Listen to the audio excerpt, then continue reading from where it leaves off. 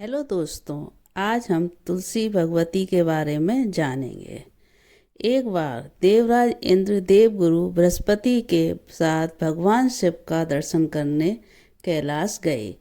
महादेव ने दोनों की परीक्षा लेनी चाहिए, इसलिए रूप बदलकर अब दूत बन गए। उनके शरीर पर कोई वस्त्र ना था। उनका शरीर जलती हुई अग्नि के समान धधक रहा था और अत्यंत भयंकर नजर आते थे। अब दूत दोनों के रास्ते में खड़े हो गए। इंद्र ने एक विचित्र पुरुष को रास्ते में खड़ा देखकर चौंक गए। इंद्र को देवराज होने पर गर्व घेरने लगा। उन्होंने उस भयंकर पुरुष से पूछा, तुम कौन हो? भगवान शिव अभी कैलाश पर विराज रहे हैं या कहीं भ्रमण कर रहे हैं? मैं उनके दर्शन के लिए आया हूँ। इंद्र ने कई प्रश्न किए, लेकिन वह पुरुष योगियों के समान मौन ही रहा। इंद्र को लगा कि एक साधारण प्राणी उनका अपमान कर रहा है। उनके मन में देवराज होने का अहंकार उपज और क्रोध में बदल गया। इंद्र ने कहा, मेरे बार बार अनुरोध पर भी तुम कुछ नहीं बोल रहे, मेरा अपमान कर रहे हो। मैं तुम्हें अभी दंड देता हूँ। ऐसा कहकर इंद्र ने वज्र उठा लिया। भगवान शिव ने वज्र को देखकर उन्हें जड़ कर दिया। इंद्र की बाहें अकड़ गईं। भगवान अवधूत क्रोध से लाल हो गए। बृहस्पति उनके चेहरे पर आई क्रोध की ज्वाला को देखकर समझ गए कि ऐसा प्रचंड स्वरूप महादेव के अतिरिक्त किसी का नहीं हो सकता। बृहस्पति शिव स्तुति गाने लगे। उन्होंने इंद्र को भी महादेव के चरणों में लिटा दिया और बोले, प्रभु इंद्र, आपके चरणों में पड़े हैं, आपके शरणागत हैं। आपके ललाट से प्रकट अग्नि इन्हें जलाने को बढ़ रही है। हम शरणागति के रक्षा करें। बृहस्पति ने विनती की, प्रभु, भक्तों पर आपकी सदा कृपा बरसती है। आप भक्त वत्सल और सब समर्थन हैं। आप इस तेज को कहीं और स्थान दे दीजिए ताकि इंद्र के प्राण की रक्षा हो सके। भगवान रुद्र ने कहा, बृहस्पति, मैं तुम पर बहुत प्रसन्न हूँ। इंद्र को जीवन दान देने के कारण तुम्हारा एक नाम जीव भी होगा। मेरे तीसरे नेत्र से प्रकट इस अग्नि का ताप देवता सहन नहीं कर सकते, इसलिए मैं इसको बहुत दूर छोड़ूंगा। महादेव ने उस तेज को हाथ में धारण कर समुद्र में फेंक दिया। वहां फेंके जाते ही भगवान शिव का वह तेज तत्काल एक बालक के रूप में परिवर्तित हो गया। सिंधु से उद्भव होने के कारण उसका नाम सिंधु पुत्र जलंधर प्रसिद्ध हुआ। जलंधर, जिसका नाम शंखचूर्ण भी हुआ, शिव के तेज से उत्पन्न हुआ था। इस कारण परम शक्तियों से संपन्न था। वह देवों से भी ज़्यादा शक्तिवान था। वह उस तेज से पैदा हुआ था जो इंद्र को समाप्त करने वाला था, इसलिए असुरों ने उसे अपना राजा बनाया। अवधूत रूप में ये लीला करने के बाद महादेव अंतर्ध्यान हो गए। इंद्र के गर्भ का भंजन भी हुआ, भगवान के दर्शन भी हो गए। तुलसी से जुड़ी एक कथा बहुत प्रचलित है। श्रीमद् देवी भागवत पुराण में उनके अवतरण की दिव्य लीला कथा भी बनाई गई है। एक बार शिव ने अपने तेज को समुद्र में फेंक दिया था, जिससे एक महातेजस्वी बालक ने जन्म लिया। यह बालक आगे चलकर जालंधर के नाम से पराक्रमी दैत्य राजा बना।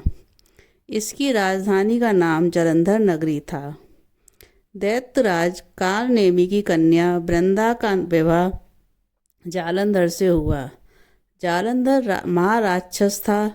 अपनी सत्ता के मद में चूर उसने माता लक्ष्मी को पाने की कामना से युद्ध किया, परंतु समुद्र से ही उत्पन्न होने के कारण माता लक्ष्मी ने उसे अपने भाई के रूप में स्वीकार किया। वहाँ से पराजित होकर वह देव पार्वती को पाने की लालसा से कैलाश पर्वत पर गया। भगवान देवाधिदेव शिव का ही रूप धरकर माता पार्वती के समीप गया, परंतु माँ ने अपने योग बल से उसे तुरंत पहचान लिया तथा वह वहाँ से अंतर्ध्यान हो गईं।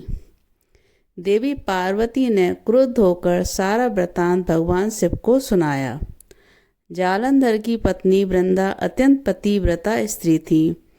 उसी से पतिव्रता धर्म की शक्ति से जालंधर ना तो मारा जाता था और ना ही पराजित होता था। इसलिए जालंधर का नाश करने के लिए वृंदा के पतिव्रत धर्म को भंग करना बहुत जरूरी था। इसी कारण भगवान विष्णु ऋषि का वेश धारण कर वन में जा पहुँचे, जहाँ वृंदा अकेले भ्रमण कर रही थी। भगवान के साथ 2 मायावी राक्षस भी थे, जिन्हें देखकर वृंदा भयभीत हो गई। ऋषि ने वृंदा के सामने पल में दोनों को भस्म कर दिया। उनकी शक्ति देख वृंदा ने कैलाश पर्वत पर महादेव के साथ युद्ध कर रहे अपने पति जालंधर के बारे में पूछा। ऋषि ने अपने माया जाल से 2 बानर प्रकट किए। एक बानर के हाथ में जालंधर का सिर था तथा दूसरे के हाथ में धड़। अपने पति की ये दशा देखकर वृंदा मूर्छित होकर गिर पड़ी। होश में आने पर उन्होंने ऋषि रूपी भगवान से विनती की कि वह उसके पति की रक्षा करें और उसे जीवित करें। भगवान ने अपनी माया से पुनः जालंधर का सिर धड़ से जोड़ दिया, परंतु स्वयं भी वह उसी शरीर में प्रवेश कर गए। वृंदा को इस छल का जरा आभास न हुआ। जालंधर बने भगवान के साथ वृंदा पतिव्रता का व्यवहार करने लगी, जिससे उसका सत्यत्व भंग हो गया। ऐसा होते ही वृंदा का पति जालंधर युद्ध में हार गया। इस सारी लीला का जब वृंदा को पता चला तो उसने क्रोध होकर भगवान विष्णु को शिला होने का श्राप दे दिया तथा स्वयं सती हो गई। जहाँ वृंदा भस्म हुई वहाँ तुलसी का पौधा होगा। भगवान विष्णु ने वृंदा से कहा, हे वृंदा, तुम अपने सतीत्व के कारण मुझे लक्ष्मी से भी अधिक प्रिय हो गई हो। अब तुम तुलसी के रूप में सदा मेरे साथ रहोगी।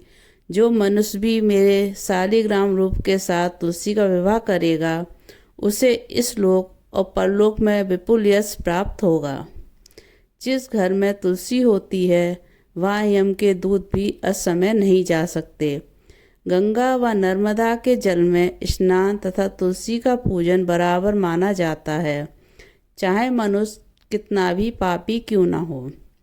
मनुष्य के समय जिसके प्राण मंजरी रहित तुलसी और गंगा जल मुख में रहकर निकल जाते हैं, वह पापों से मुक्त होकर वैकुंठ धाम को प्राप्त होता है। जो मनुष्य तुलसी व आंवलों की छायाओं में पितरों का श्राद्ध करता है, उससे पितृ मोक्ष को प्राप्त हो जाते हैं। उसी दैत्य जालंधर की यह भूमि जालंधर नाम से विख्यात है। सती वृंदा का मंदिर मोहल्ला कोट किशनचंद में स्थित है। कहते हैं इस स्थान पर एक प्राचीन गुफा थी जो सीधी हरिद्वार तक जाती थी। हेलो दोस्तों, अगर आपको मेरा ये वीडियो पसंद आया हो तो चैनल को सब्सक्राइब और लाइक ज़रूर करें। धन्यवाद दोस्तों।